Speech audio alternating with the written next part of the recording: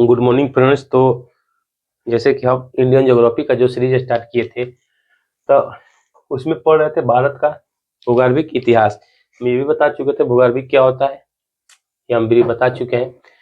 तो और इसमें ये भी बता दे चट्टानों की क्रम क्या है, मैं वो भी बता दिया था। और उसमें एक चट्टान के बारे में पढ़ लिया था, आर्कियन क्रम की चट्टान के बारे में, ये भी मैंने बता दिया था। तो इसी में एक दूसरा चट्टान है, वो धारवाड़ क्रम की चट्टान, धारवाड़ चट्टान, धारवाड़ चट्टान। और ये भी किस क्रम की चट्टानें हैं, ये भी आर्कियन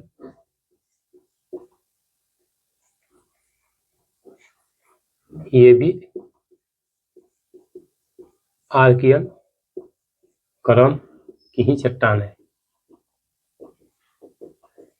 जैसे हम बताए थे कि आर्कियन क्रम में दो प्रकार की चट्टानें हैं, एक खुद आर्कियन चट्टान, दूसरा है धारवाड़ चट्टान। तो ये धारवाड़ चट्टान है, आर्कियन क्रम की चट्टानें हम पढ़ चुके हैं। आखिर इस चट्टान बना कैसे, तो जैसे हम पहले क्लास में, इससे पिछले वाले क्लास में बताए थे कि सभी चट्टानों का जो बेस है वो आधार क्या है, आर्कियन क्रम की चट्टानी है। तो इसका भी बेस क्या है, आर्कियन क्रम की चट्टान। यहाँ पे लिखिए यह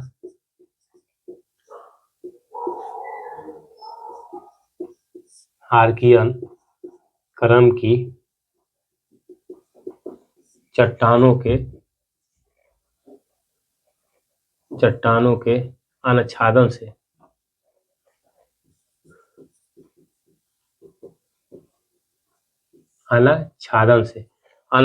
से इस चट्टान का निर्माण हुआ है।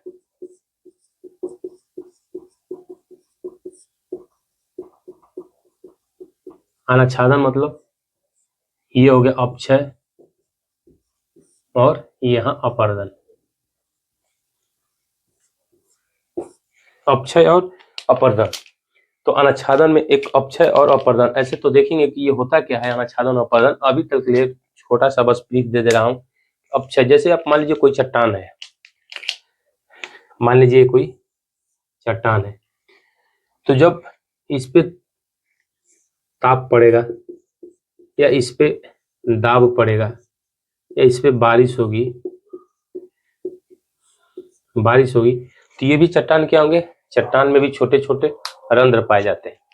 तो ये क्या होगा, ये भी चट्टान जब ताप दाब या बारिश होगी तो इस चट्टान में भी क्या होगा, धीरे धीरे ये चट्टान धीरे धीरे टूटेगी। मान लीजिए चट्टान का धीरे धीरे टूटना शुरू होगा, जब ये चट्टान धीरे धीरे टूटेगा तो यही ताप दाब और बारिश के कारण एक जीव जंतु का, जैसे आप धरातल को ले लीजिए, धरातल भी क्या है, एक तरह की चट्टानी है, बशर्ते वो वनस्पति धारण करने योग्य हो गई है तो उसको हम लोग मिट्टी बोलते हैं। यानी जो चट्टान वनस्पति धारण करने योग्य हो जाती है उसे हम लोग मिट्टी कहते हैं। तो एक तरह से ये भी क्या है, चट्टानी है। लेकिन जब आप देखते होंगे कि जैसे ये मान लीजिए धरातल है, तो जब आप इस पर चलते होंगे, चाहे इस पर धूप पड़ता होगा, इस पर बारिश होती होगी या जीव जंतु चलते होंगे, तो देखते होंगे कि ये ऊपरी परत पे क्या है, बहुत ही बारीक कणों में टूट जाता है, महीन कणों में टूट जाता है, जिसको आप लोग धूल बोलते हैं। तो इसका भी, इस चट्टान का भी क्या हुआ है, यही अनाच्छादन हुआ है, यानी अपक्षय हुआ है, जो ये बारीक कणों में क्या हुआ, टूट गया। तो उसी तरह जो ये चट्टान है, इस पे ताप दाब बारिश पड़ा तो ये भी क्या हुआ, इसका ये बारीक कणों में टूट गया। तो जो यही इसका टूटना होता है इसी को बोलते हैं अपक्षय, इसी को क्या बोलते हैं, अपक्षय। और अपरदन क्या होता है कि जब यही टूटे हुए भाग पे, मान लीजिए जो टूटा हुआ भाग है, इसी को मान लीजिए नदियों द्वारा या जो भी, अगर बारिश हो रही है तो धाराओं द्वारा, जो भी हो, अगर इसको बहाकर कहीं और ले आकर डिपोजिट कर दिया गया, मान लीजिए पहले यहाँ थी, अब इसको ले जाकर यहाँ पे डिपोजिट कर दिया, सपोज करिए यहाँ पे लाकर डिपोजिट कर दिया, तो यहाँ से जो यहाँ लाकर डिपोजिट किया इसको बोलते हैं अपरदन, इसको अपरदन।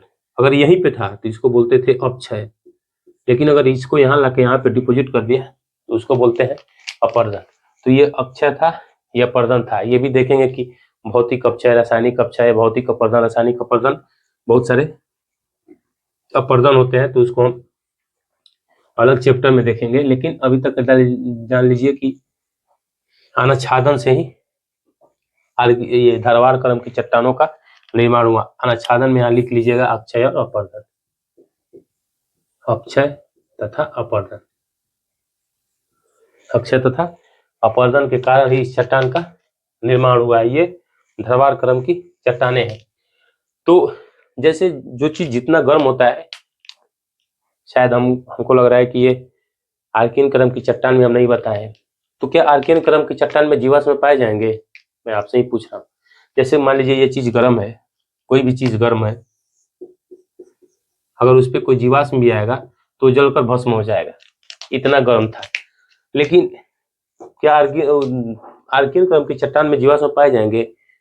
उस टाइम पे जीवन प्रारंभ ही नहीं हुआ था, यानी आर्कियन क्रम की टाइम में जीवन प्रारंभ ही नहीं हुआ था। जब जीवन ही नहीं था तो वहां पे जीवाश्म नहीं पाए जाएंगे। जीवाश्म वहां पाए जाते हैं जहां पे जीवन संभव हो, यानी विंध्यन क्रम की चट्टानों तक। जब विंध्यन क्रम की चट्टान देखेंगे, इसके बाद कुड़प्पा, इसके बाद विंध्यन आएगा, तो वहां तक जीवन संभव ही नहीं था। इसके बाद जीवन शुरू होता है, वहां तक जीवन शुरू था ही नहीं। एक दो कहीं कहीं अपवाद है, वो उसको हटा दे तो इसके बाद जीवन, उससे पहले जीवन था ही नहीं। तो जब जीवन ही नहीं था तो वहां पे जीवाश्म होगा ही नहीं। तो हमको लग रहा है कि हम नहीं बताए, तो उसमें आर्कियन क्रम में भी लिख लीजिएगा कि आर्कियन क्रम की चट्टान में भी जीवाश्म नहीं पाया जाता है। तो इसमें भी यहाँ लिख लीजिए, इसमें भी जीवाश्म नहीं पाया जाता है, जीवाश्म नहीं पाया जाता है। जो आर्कियन क्रम की चट्टान थी वो कैसी चट्टान थी? आपको पिछले क्लास में बताए थे, वो आग्नेय टाइप की रॉक थी, यानी इग्नियस रॉक थी, और ये उसके टूटने फूटने से बनी है। तो जो आग्नेय चट्टान के टूटने से बनती है उसको बोलते हैं अवसादी चट्टान। तो जो उसके टूटने से बनती है उसको बोलते हैं अवसादी चट्टान। तो ये किस प्रकार की चट्टान है? ये लिख लीजिए, प्रथम अवसादी चट्टान है। ये प्रथम अवसादी चट्टान, क्योंकि वो तो इग्नियस रॉक था और सबसे पहले वही चट्टान बना था। उस चट्टान के जब से टूटा फूटा तो उससे क्या बना? अवसादी चट्टान बना, यानी धारवाड़ चट्टान बना। तो वो तो सबसे पहला चट्टान बना, इसके बाद जो चट्टान बना उसके टूटने से तो प्रथम हुआ, तो प्रथम अवसादी चट्टान ये बना। कौन? धारवाड़। तो उसमें जब खनिज पाए जाते थे उसमें, तो उसके अगर टूटेगा, वो भी टूटेगा, तो इसका मतलब कि उस जो अंश है, जो टूटा हुआ अंश है, उसे भी खनिज पाया जाएगा। तो इसका मतलब कि उसी टूटे हुए अंश से धारवाड़ क्रम का निर्माण हुआ। तो इसका मतलब कि जो टूटा हुआ अंश है उसमें भी खनिज पाया जाएगा। तो वही अंश क्या है? धारवाड़ चट्टान है। तो इसका मतलब कि इसमें भी खनिज पाया जाएगा,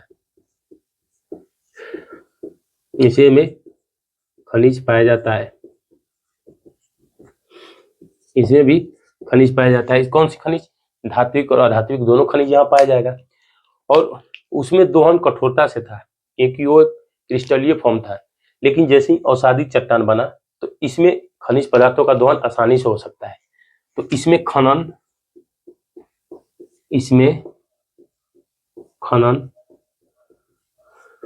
आसानी से हो सकता है। उसके कंपैरिजन में यहाँ पे खनन आसानी से हो सकता है। और इसमें अनेक प्रकार के, जैसे धात्विक ले लीजिए, जैसे धात्विक खनिज, जैसे लोहा, तांबा, निकेल, क्रोमियम, Cr मतलब क्रोमियम, मैग्नीज से लोहा, तांबा, निकेल, क्रोमियम, मैग्नीज, ये सब का खनन, कोई भी धात्विक खनिज लीजिए, ये सब का खनन यहाँ पे आसानी से हो सकता है, क्योंकि ये अवसादी चट्टान है। तो इसमें भी लोहा, तांबा, निकेल, क्रोमियम, मैग्नीज का खनन आसानी से हो सकता है, कंपेरिजन टू आर्कियन क्रम की चट्टानें। आर्कियन क्रम के चट्टानों के टूटने से जो पहला चट्टान बना अवसादी चट्टान, वही है धारवाड़ क्रम की चट्टान। ये कहाँ कहाँ पाया जाता है? अभी जहां पे आर्कियन चट्टान होगा वहां पे अवसादी चट्टान होगा। क्यों? क्योंकि उसी के टूटने से ये बन रहा है। तो हम लोग को कोई अलग से डिस्ट्रिक्ट याद नहीं करना है या स्टेट अलग से याद नहीं करना है। जहां पे दिख रहा है आपको कि हाँ वहाँ आर्कियन क्रम की चट्टान है, वहां पे अवसादी चट्टान पाई जाएंगी। तो हम आर्कियन क्रम की चट्टान कहाँ लिखाए थे? केरला, तमिलनाडु, कर्नाटक, आंध्रा, छत्तीसगढ़, छत्तीसगढ़ के बाद झारखंड प्लस उड़ीसा, राजस्थान का जो अरावली देखते हैं, क्योंकि जरूरी नहीं है कि जहाँ एक पर्वत हो वहां पे सिर्फ आर्कियन क्रम की ही चट्टान मिले। हो सकता है नीचे आर्कियन क्रम की चट्टान हो, ऊपर में बहुत धूप, ताप, दाब, बारिश हुई तो धारवाड़ क्रम की चट्टान में परिवर्तित हो गया हो। तो ये कहाँ कहाँ पाया जाता है? तो केरल, तमिलनाडु, कर्नाटक, उड़ीसा, राजस्थान, मेघालय, इस एरिया में। अब इसको हम लोग एक मैप के थ्रू देख लेते हैं। इसको मिटा दे रहा हूं।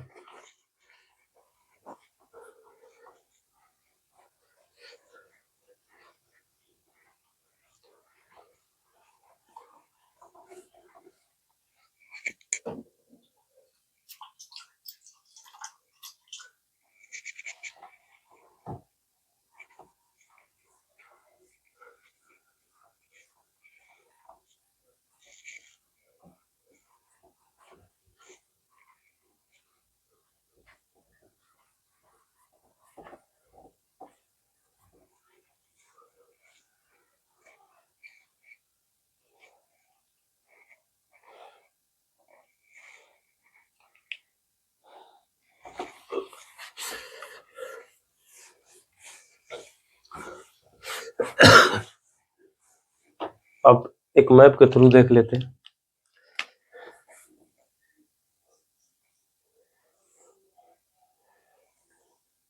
ये मान लीजिए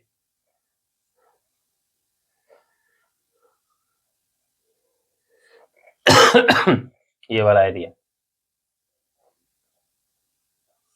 ये इधर का एरिया,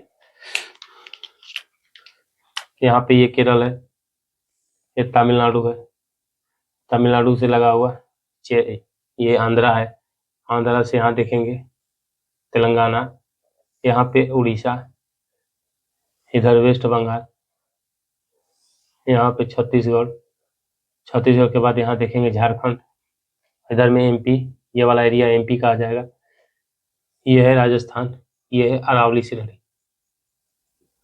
तो ये मान लीजिए ये है कर्नाटक। अब इसमें देखिएगा जो बताए थे, तो इस एरिया में बताए थे आर्कियन क्रम की चट्टान, तो ये कर्नाटक में पाई जाएगी। यहाँ पे बताए थे छोटा नागपुर का पठार, यहाँ बताए थे ये मेघालय, ये वाली है अरावली यहाँ पे। इसके बाद एमपी में भी देखेंगे क्योंकि ये एमपी में चला आता है। तो मेघालय यहाँ पे, तो सबसे पहले ये धारवाड़ नाम कैसे पड़ा, ये तो देख लिए कहाँ कहाँ पाया जाता है। इस एरिया में जो रेड कलर से है, ये सारी एरिया में धारवाड़ क्रम की चट्टानें पाई जाती हैं। लेकिन सबसे पहले देखेंगे यहाँ के धारवाड़ जिले में, यह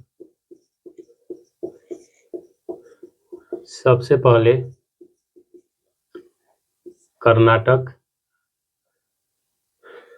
के धारवाड़ जिले में पाया गया। ये सबसे पहले कर्नाटक के धारवाड़ जिले में पाया गया, इसीलिए इसका नाम धारवाड़ चट्टान रखा गया। और ये प्रथम अवसादी चट्टान है, इसीलिए इसका नाम क्या रखा गया? धारवाड़ चट्टान रखा गया। तो यहाँ पे देखेंगे धारवाड़, बेलारी, यहाँ पे धारवाड़, बेलारी, ये जो कर्नाटक का एरिया है, शिमोगा यानी धारवाड़, बेलारी, शिमोगा, ये सब कौन सी चट्टानें पाई जाती है? इसमें धारवाड़ क्रम की चट्टानें पाई जाती हैं। यहाँ पे देखिएगा जो कर्नाटक का एरिया है धारवाड़, बेलारी, शिमोगा आदि एरिया। इसके बाद ये छोटा नागपुर पठार ले लीजिए, ये भी आप झारखंड में देखते हैं, उत्तरी छोटा नागपुर, दक्षिणी छोटा नागपुर। इसके बाद मेघालय का पठार, अरावली श्रेणी, अरावली श्रेणी में जो राजस्थान वाला एरिया देख लेंगे वो अरावली श्रेणी में। इसके बाद मध्य प्रदेश में भी। तो ये सब धारवाड़ क्रम की चट्टानें होती है। इसके बाद तो ये जो चट्टान है ये हम बोले थे अवसादी चट्टान है, अवसादी चट्टान। तो कैसी चट्टान है? अवसादी चट्टान है। यहाँ पे एक कंसेप्ट देखिएगा, जैसे मान लीजिए पृथ्वी जो ये मान लीजिए भारत को ही लीजिए, तो भारत में जो यहाँ पे देख रहे हैं, तो भारत जो प्रायद्वीपीय भारत है उसके 2/3 भाग पे, 2/3 भाग पे